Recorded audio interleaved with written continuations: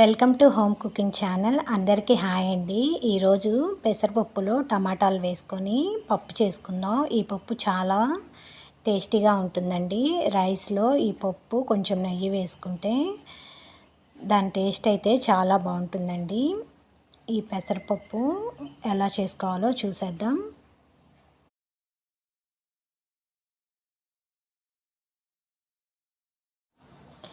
ఇక్కడ నేను 1 కప్పు పెసరపప్పు అయితే తీసుకుంటున్నాను.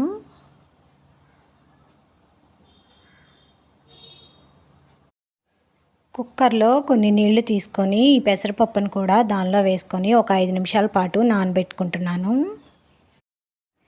పెసరపప్పుని 2 సార్లు శుభ్రంగా కడుక్కొని 1 కప్పు పెసరపప్పుకి 2 కప్పుల వాటర్ పోసుకోవాలి.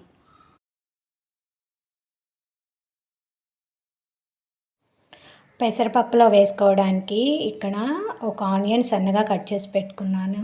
4 పచ్చిమిరపకాయలు, కొంచెం కొత్తిమీర, నిమ్మకాయ సైజ్ అంతా చింతపండు, 4 టమాటాలు తీసుకోవాలి. ఈ పప్పులో కొంచెం పసుపు వేసుకొని ముందుగా కట్ చేసి పెట్టుకున్న ఆనియన్స్, పచ్చిమిరపకాయలు, టమాటా ముక్కలు, కొత్తిమీర, చింతపండు వీటన్నిటిని కుక్కర్లో వేసుకోవాలి.